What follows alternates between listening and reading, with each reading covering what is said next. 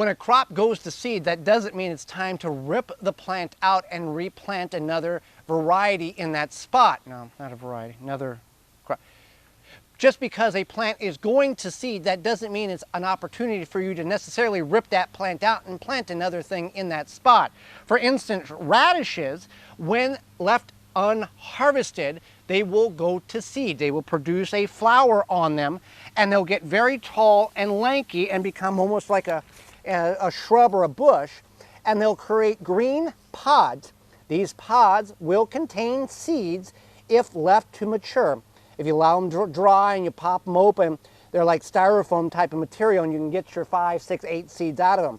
However, if you harvest them beforehand in the green pod stage, they are edible, and they'll taste just like the radish pods. Sometimes, based on if it's been awful dry, they'll be a little more spicy and have a little more peppery taste as the bulb would, but these can be eaten raw in a salad. They can be pickled in a refrigerator form of canning, and they're very good, and it's another opportunity in order to get radish flavor into your dishes longer into the season, as well as radishes can be planted early in the spring and later in the fall. For more information, please visit thewisconsinvegetablegardener.com.